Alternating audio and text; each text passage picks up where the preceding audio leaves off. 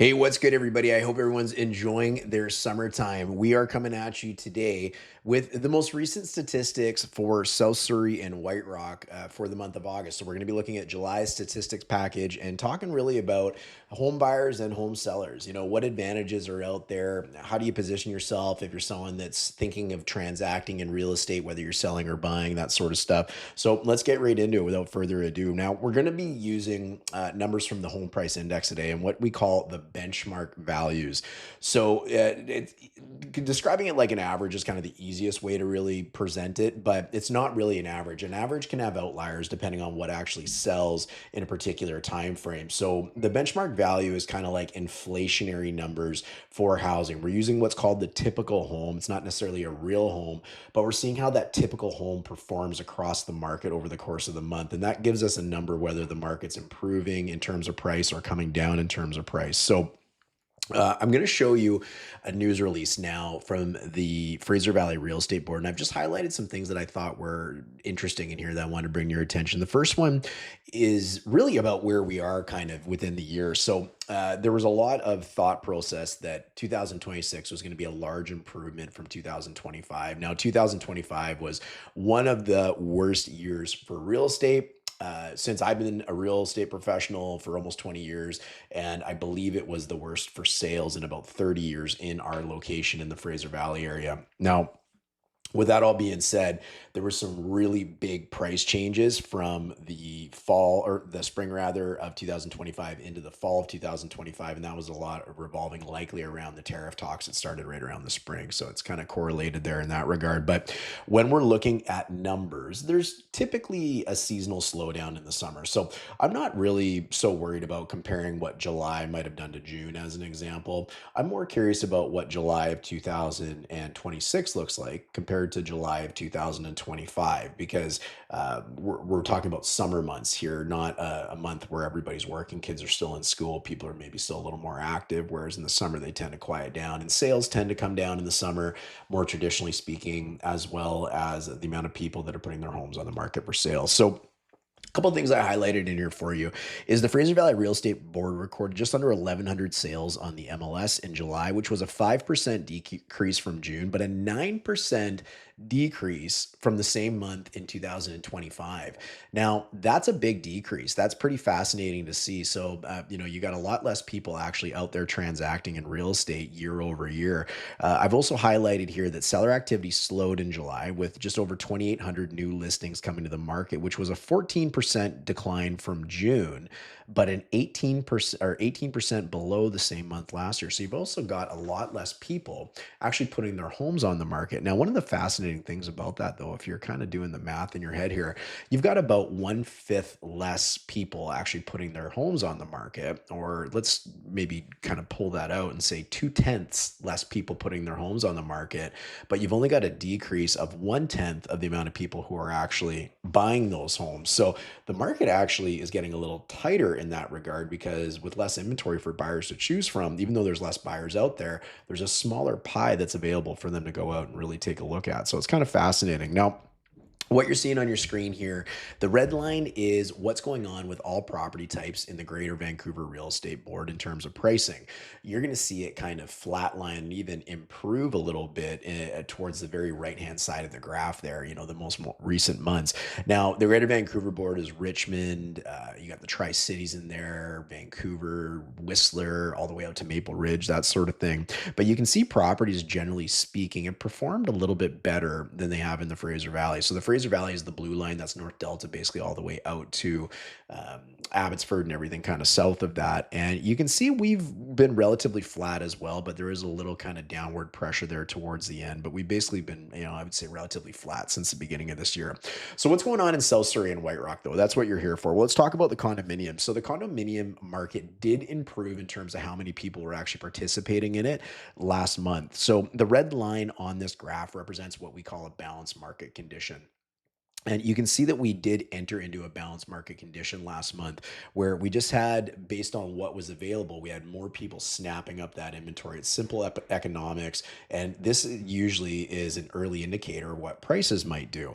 So, again, it's balanced. It's not saying it's off the charts or anything like that, but the market did actually improve for condominiums month over month. So, I normally see this reflected in pricing, usually a couple months after I see the inventory or the amount of people actually transacting real estate improve.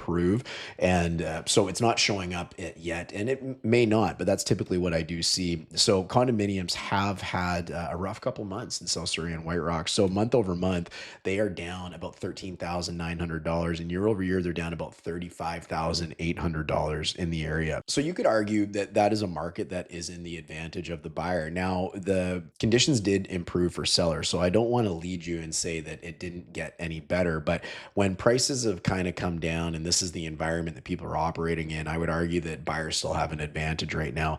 They do have product to go look at. It's still a balanced market. They don't have to rush in to make any decisions, but it is a really optimal type market to be a buyer. And if we do continue to see those market conditions improve, sellers could find themselves in a seller's market condition. And we start to see those prices either flatline or maybe even start to improve. So we'll have to wait and see what actually happens with there.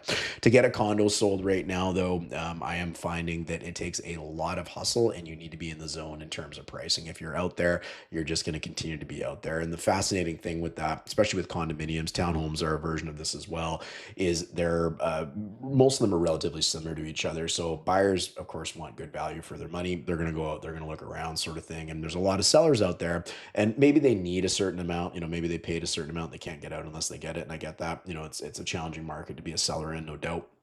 But if you do have the ability to adjust your price to get in in alignment with what the buyers are actually buying and saying about your property, the feedback, all that sort of stuff, you might consider doing that. We oftentimes, as people, we've got these numbers we've created in our head that say, my home should be worth at least this and that sort of thing. And uh, if the market's responding to your property and no one's buying it, that's the market telling you that you're probably overpriced. And you can price your home at whatever you choose to. And this is true for condominium, townhome, detached homes, doesn't matter.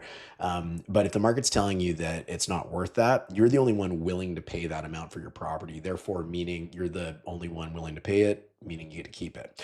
So if you are actually serious about selling, we've done a lot of videos on this on the channel recently about really focusing more on the gap rather than what the price is of your property. And what I mean by that is if you're a condominium owner looking to buy a townhome, well, don't forget townhomes will come down quite a bit in value as well. And the gap is what's important. How much more you're going to pay to actually get into that townhome rather than what you might have lost compared to that kind of the high water mark for where your condominium or whatever property you're selling might have been at one point. If you've got the ability to sell, it's the gap you want to focus on. So, anyways, look on our channel for information about that. When it comes to townhomes, we just exited out of a balanced market condition. Okay, so we're in at about the 13 to 14%, which is 1 out of 6, 1 out of 7 properties coming to the market actually transacting. It has had continued downward pressure on townhomes really since the spring of this year. So month over month, they're down about $18,500, and year over year, they're down $94,900. So that's a pretty big number, obviously, year over year. Now, this market, again, advantage to the buyers. The activity is in your favor. There's less people out there actually buying townhomes right now than there was previously. Your selection is improving. You've got lots to look at. You don't have to jump on things. The good ones will still move quickly. There's still lots of properties transacting. Don't get me wrong. There is still lots of stuff selling. So the good ones are the ones that are going to move first, of course. But your selection, generally speaking, is improving. And the missing middle is this type of property. This is going to continue to perform the best in my eyes compared to detached homes, compared to condominiums, at least for the time being, because this is the millennial generation who have the ability to afford these sorts of properties, and they also give them the space that they need, right? The detached homes maybe are still a little bit out of reach for a lot of people. So this will be the market to certainly watch for sure. Now, when it comes to detached homes, you're in right at around the 10% mark. So 1 out of 10 detached homes are selling, and the South Surrey White Rock detached home market has been plagued. It has been really, really terrible, really, really challenging for anybody with a detached home. In fact, we're getting a ton of calls of people as the second or even the third agent in to come save the day and actually help these guys get transacted in the area, just because of how difficult it has been. People are being a lot more choosy with who they choose to hire to actually get the property transacted and sold rather than just listed for sale. So it's been a really challenged market. And you can see what's happened with pricing. And this is going to be one of the biggest numbers I think I've shared since I started doing these videos. But $49,100 changed in the negative month over month for detached homes. And in 1 year, $177,000. That is one of the bigger ones I recall ever sharing. So you're smart. You know that this is a market that clearly is in the advantage of a buyer. There's tons and tons of inventory to choose from. People selling homes that are attached to old numbers are simply just not going to transact. And, who knows how long they're going to own those properties, whether they need a certain price. That's a little different than wanting a certain price, as we talked about. But hope is not a strategy in terms of getting a home sold right now. There is a million things to look at out there. Not literally, but there's a million things to look at out there. And it's going to be continued to be difficult to sell a home. Prices are going to remain challenged for now, based on the amount of properties that are actually coming to the market and transacting. So if you're a buyer, go put your offers out there. There's great opportunity out there to get a deal. Now, I want to talk a little bit. We've got a bank announcement coming up on September the 2nd from the Bank of Canada. And actually, I'm going to zip over here because I want to show you this. I got sent this by one of our mortgage partners the other day. And this is the big bank's predictions on what's going to happen with the Bank of Canada's interest rate. And of course, it's predictions, but it's done by their economy teams or economists. I'll stick with economy teams. You know what I'm trying to say. No one's got a crystal ball, but these are very smart people that are watching many factors and helping, kind of set the banks up for success, of course. And you can see there's only two banks, TD and BMO, that think by the end of 2027, we're actually going to have the same overnight lending rate that we have today. Whereas you can see all the other banks, whether it's a 0.5% all the way up to a full percent higher, they're actually predicting that the market is going to increase in terms of borrowing costs from the Bank of Canada, which will be really fascinating to watch. But the reason I share that with you is if you're someone that's kind of been waiting and thinking that mortgages are going to get cheaper, this might be a signal that in fact that's probably not going to be the case. In fact, they might get a little bit more expensive, historically speaking. And you've heard this and you're tired of hearing it. I get it. But a lot of people are comparing mortgage rates to where they were doing during COVID at emergency levels.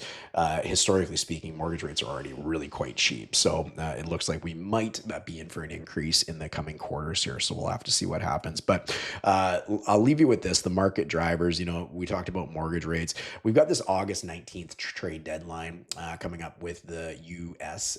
So we'll have to see what happens with that. I won't make any predictions in terms of that, but I think that's going to be big news. And a lot of people kind of paying attention to what that means for the economy and whatnot. We know the demand is there for properties, and buying a property for whatever reason has become very uncool. It's more likely around the pricing and where the pricing got during the pandemic years.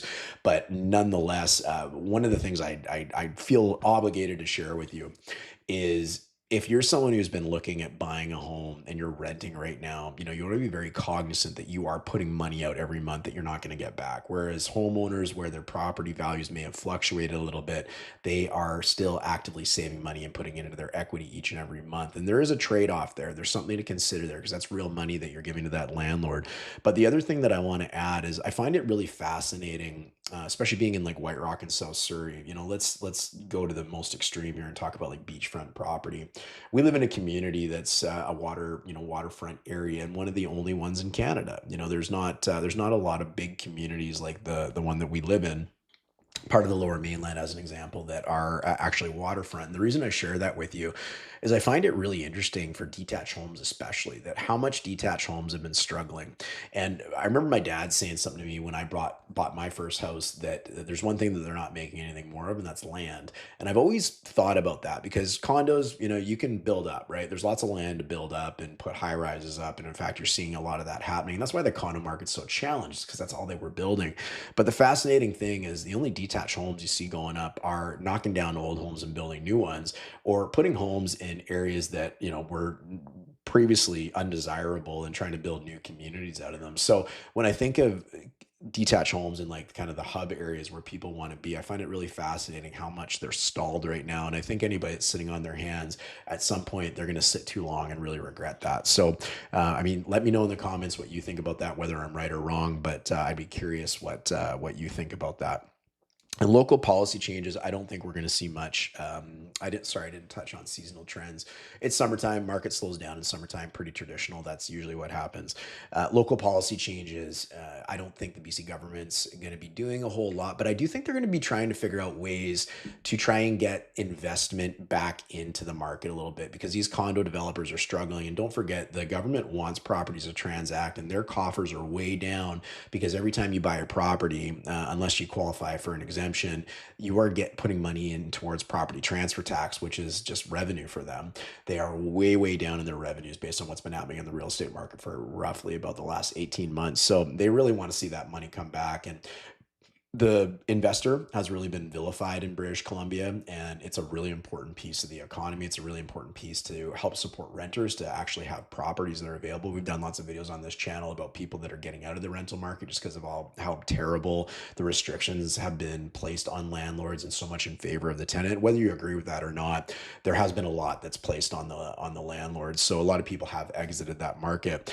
I'm going to be very fascinated to see what they do to try and bring investment and try to get people buying homes again because they really want that to happen as well. So we'll have to watch out for that. Anyways, guys, leave me a comment. Let me know what you like about these videos. If there's anything you want to see that would help you make better decisions, these are really tailored to help you make good decisions with your real estate purchase or sale in White Rock and South Surrey.